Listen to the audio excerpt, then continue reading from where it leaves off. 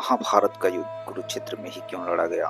यह सवाल बहुत ही दिलचस्प और ऐतिहासिक दृष्टिकोण से महत्वपूर्ण है।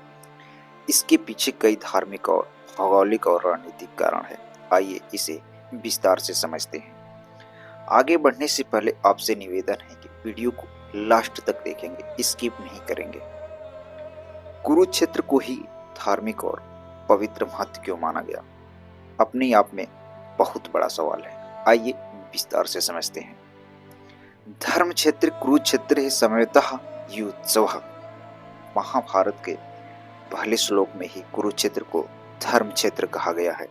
इसका मतलब यह है कि धर्म के क्षेत्र के लिए यह एक पवित्र भूमि है। ऋषियों की तपोभूमि मानी जाती है क्योंकि इस क्षेत्र में अनेक ऋषियों और मुनियों ने तप किया था।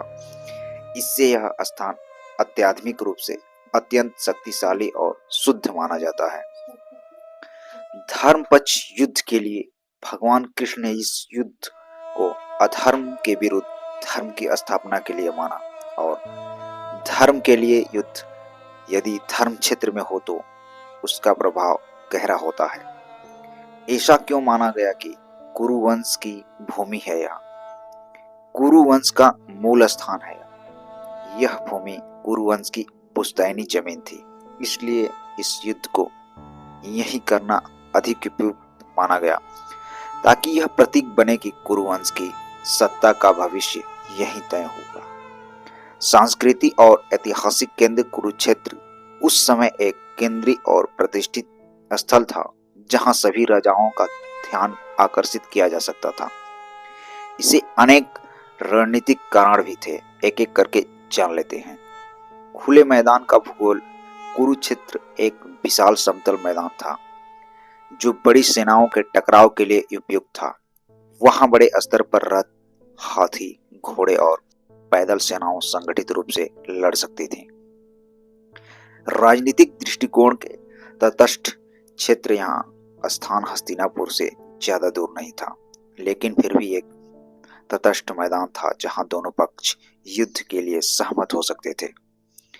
इस महाभारत के महाभीषण युद्ध में भगवान श्री कृष्ण की क्या भूमिका थी?